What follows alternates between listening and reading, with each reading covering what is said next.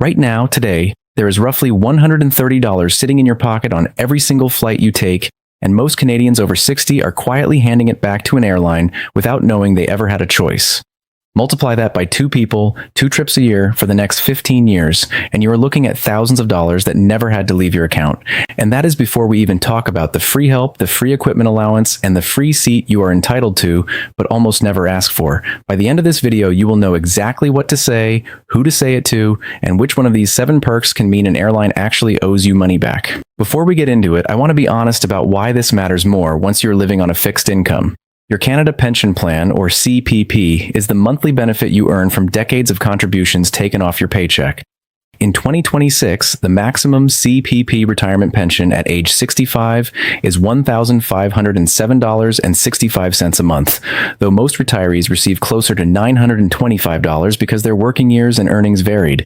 On top of that, Old Age Security, or OAS, is a separate monthly payment funded by general tax revenue rather than your contributions. And right now, it pays up to $751.97 a month between ages 65 and 74, rising automatically to $827.17 once you turn 75. If your income is modest, you may also qualify for the Guaranteed Income Supplement, or GIS, a tax-free top-up on top of OAS that can add over $1,100 a month for a single senior whose income outside OAS stays under roughly $22,800 a year.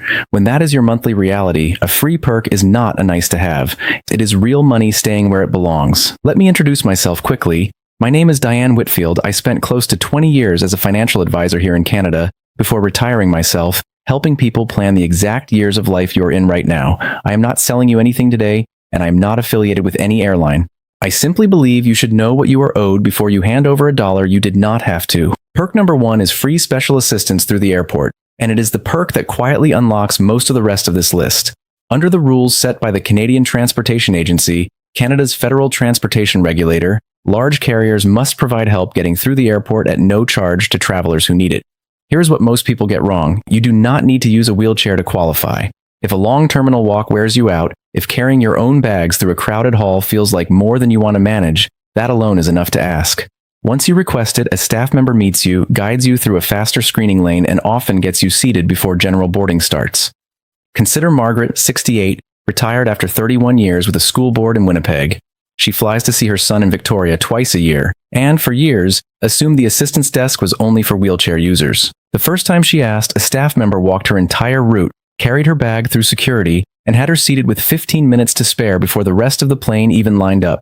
The move is simple. Request it when you book or call the airline at least 48 hours ahead, and if you forgot, ask at the desk anyway. The exact words that work are, "I'd like to request special assistance for my trip today." Perk number 2 is the discounted senior fare on the train into the airport, and it is money bleeding out of your pocket before you even reach the terminal doors. In Toronto, the UP Express into Pearson charges a full adult fare, but seniors 65 and up pay roughly 40% less when the discount is loaded onto their fare card.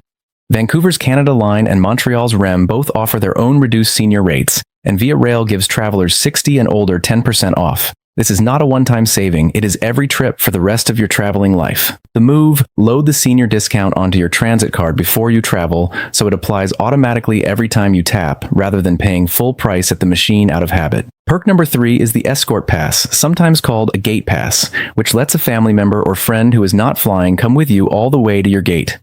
Walter, 71, a retired fisherman from Halifax, flies alone twice a year to visit his daughter in Ottawa and used to dread the walk through a busy terminal by himself.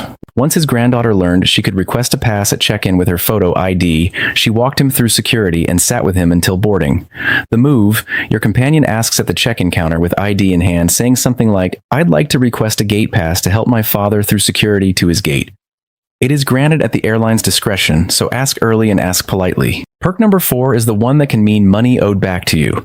Medical equipment, including a CPAP machine for sleep apnea, insulin and temperature-sensitive medication, a blood pressure monitor, or a mobility aid, is not counted against your baggage allowance on Canadian carriers. It travels in addition to your normal bags free of charge, because it is treated as medical equipment rather than luggage. If you have ever been charged an extra bag fee for one of these items, you were very likely charged something you never owed, and it is worth asking the airline to review that charge against their own policy.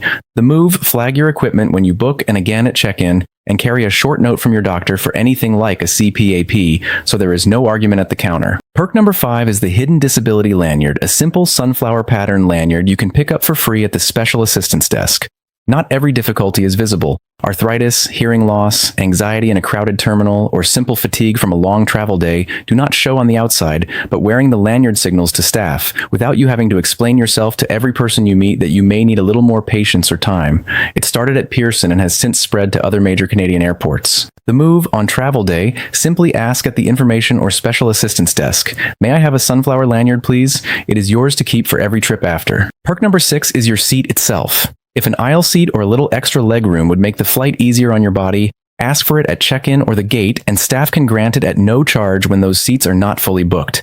This is not a paid upgrade you are demanding. It is a polite, early request, and gate agents grant these often. If the need is tied to a genuine mobility issue, the accessibility rules mean the airline should accommodate it without an extra charge at all.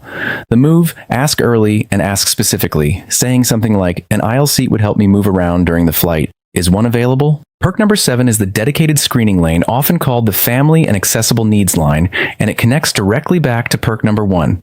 If you have booked special assistance, you are typically routed through this shorter, calmer lane automatically, the same shortcut some travelers pay for with a fast-track pass. Even without pre-booking, staff at major Canadian airports are trained to direct anyone who asks for a little extra time to this line. The move, if you were sent to the regular queue by mistake, simply mention your assistance booking or tell any screening officer, "I could use a bit more time. Is there an accessible lane I can use?" Here is the one thing I want you to remember above all 7. None of this is charity, and none of it is a loophole. These are systems the airlines are required to offer, sitting there waiting for you to ask. When you are managing a retirement built on CPP, OAS, and possibly GIS, protecting every dollar and every ounce of energy is simply good planning, the same way you would review any other line item in your budget. Now, a quick and honest note. This is general educational information, not personal financial or legal advice, and airline policies can change, so confirm specifics with your airline and airport before you travel, ideally at least 48 hours ahead for anything requiring advance notice. If this helped you, hit subscribe, because next week we are breaking down exactly when it makes sense to start CPP at 60, 65, or 70, with real numbers for real situations. And tell me in the comments which of these 7 you're trying the next time you fly. You have earned every one of these. Go ask for what is yours.